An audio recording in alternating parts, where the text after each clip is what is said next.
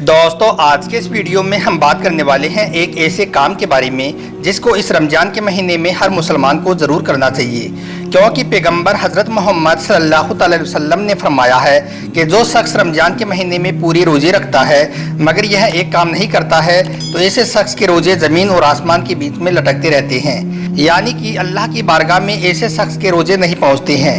जी हाँ दोस्तों, हम बात करने वाले हैं ज़कात और फितरा के बारे में। हर मुसलमान को रमजान के महीने में रोज़ा रखने के साथ साथ ज़कात और फितरा भी ज़रूर देना चाहिए, मगर सवाल अब ये उठता है कि यह ज़कात और फितरा क्या है, यह किसको देना चाहिए और किसको नहीं देना चाहिए, इसके सबसे पहले हकदार कौन लोग हैं।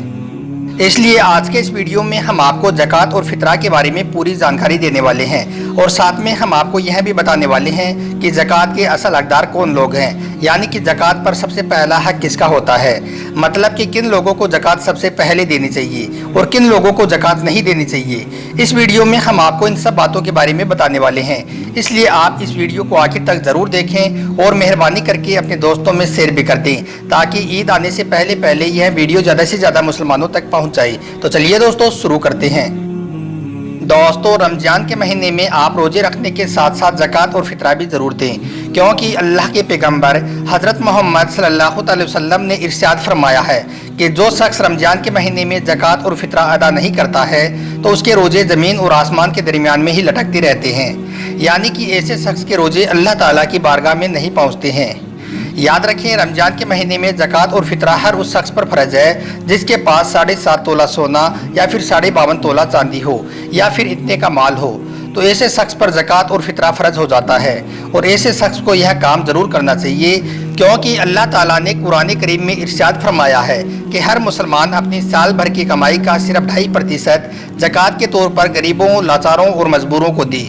यह आप पर फ़र्ज किया गया है, मतलब कि आप साल भर की कमाई का सिर्फ 2.5% माल आपको ज़कात देनी है, यानी कि अगर आप साल भर में 100 रुपये कमाते हो तो आपको सिर्फ 2.5 रुपये ज़कात के तौर पर देने हैं और फितरा आपके घर में जितने भी मेंबर हैं उन सब का देना है।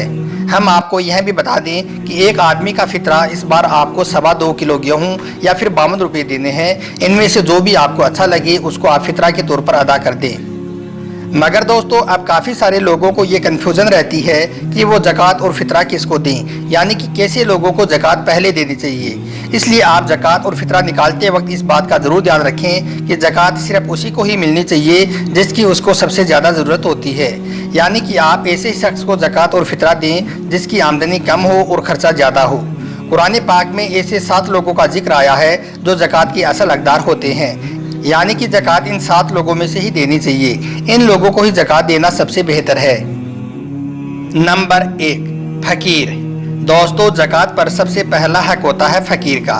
फ़कीर ऐसे शख्स को कहते हैं कि मान लीजिए किसी शख्स की आमदनी 1000 रुपये है और उसका खर्चा 2500 रुपये है, यानी कि ऐसा शख्स जिसकी आमदनी खर्च से आधी से भी कम हो, तो ऐसे शख्स की हमें 1500 रुपये तक की ज़कात देकर मदद कर देनी चाहिए, यानी कि ज़कात पर ऐसे शख्स का सबसे पहला हक होता है। नंबर 2, मिस्कीन यानी कि गरीब। दोस्तों ज़कात पर दूसरा हक होता है मिस्कीन का।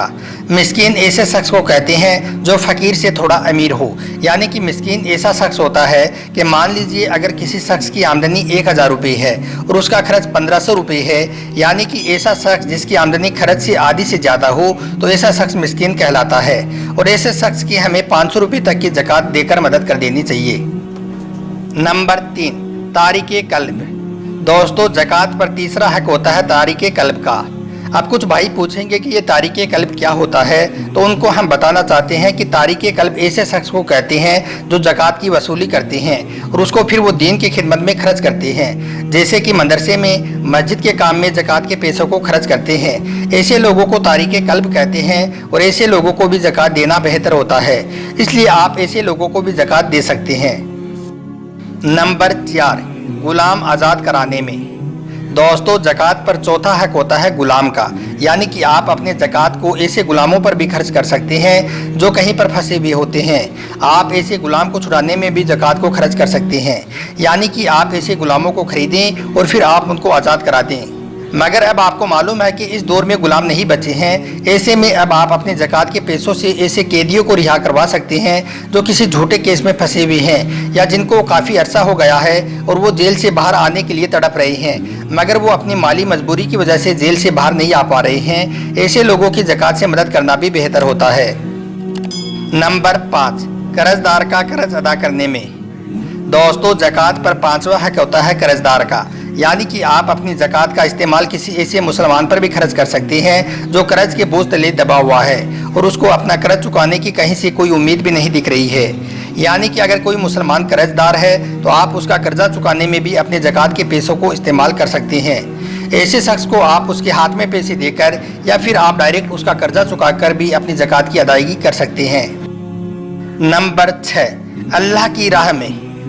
दोस्तों, अगला नंबर आता है अल्लाह की राह का, यानी कि आप ज़कात के पैसों को अल्लाह की राह में भी इस्तेमाल कर सकते हैं। आप ज़कात को ऐसे लोगों पर भी खर्च कर सकते हैं जो पैसों की तंगी की वजह से दीन से दूर होते जा रहे हैं, यानी कि जो बच्चे तंगी की वजह से अपनी माली मजबूरी की वजह से पढ़ नहीं पा रहे हैं, ऐसे बच्चों की पढ़ाई पर भी आप अपनी ज़कात को इस्तेमाल कर सकते हैं। यह भी ज़कात निकालने का सबसे बेहतरीन जगह है। नंबर 7, मुसाफिर की मदद में। दोस्तों, ज़कात पर 7वां हक होता है मुसाफिर का। अब आप कहेंगे कि मुसाफिर किस तरह का?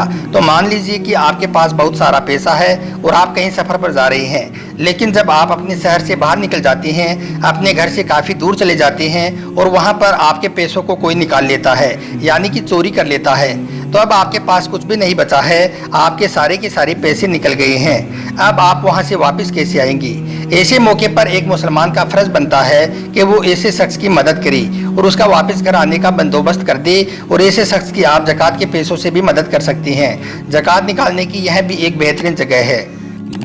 तो दोस्तों, शरीयत ने ये 7 जगह तय की हैं। इन 7 लोगों को ज़कात पर सबसे पहला हक होता है, इसलिए आप अपनी ज़कात निकालते वक्त इन 7 लोगों का ज़रूर ध्यान रखें और आप कोशिश करें कि आपके ज़कात के पैसे इन 7 लोगों में से ही किसी शख्स के पास जाएं, क्योंकि ज़कात के पैसों को इन लोगों पर खर्च करना ही सबसे बेहतर है। अब दोस्तों, आपको बताते हैं कुछ ऐसे लोगों के बारे में जिनको आप किसी भी हाल में ज़कात नहीं दे सकते हैं, चाहे ऐसे लोग कितने ही गरीब ही क्यों ना हो। इन लोगों को ज़कात देना मना है।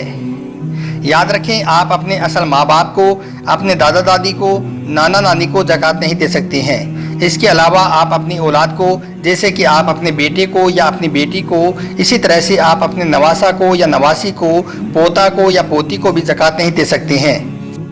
इसके अलावा दोस्तों, एक मियाँ बीबी भी आपस में एक दूसरे को ज़कात के पैसे नहीं दे सकते हैं, और आप ऐसे बच्चों को भी ज़कात के पैसे नहीं दे सकते हैं जिनके माँ बाप मालदार हों, क्योंकि ऐसे बच्चे भी अपने माँ बाप की वजह से मालदार ही गिने जाते हैं। इसके अलावा आले रसूल यानी कि सैयद को भी आप ज़कात नहीं दे सकते हैं, चाहे वो शरई तौर पर गरीब ही क्यों ना हो। मगर हाँ, आप अपनी ज़कात को अपने भाई को, अपनी बहन को, अपने चचा को, फूफा, खाला, मामू, अपनी बहू को, अपने दामाद को, अपने सौतेले माँ बाप को और शोहर की तरफ से सौतेली औलाद को, बीवी की तरफ से सौतेली औलाद को आप ज़कात के पैसे दे सकते हैं। इनकी आप अपने ज़कात के पैसों से मदद कर सकते हैं अगर ये ज़कात के हकदार हों तो। दोस्तों, उम्मीद करता हूं कि आप ज़कात और फितरा के बारे में सही से जान गए होंगी और आपको मालूम चल गया होगा कि ज़कात और फितरा के पैसों पर सबसे पहला हक किसका होता है। इसलिए आप कोशिश करें कि आपकी ज़कात इनके पास ही जाए।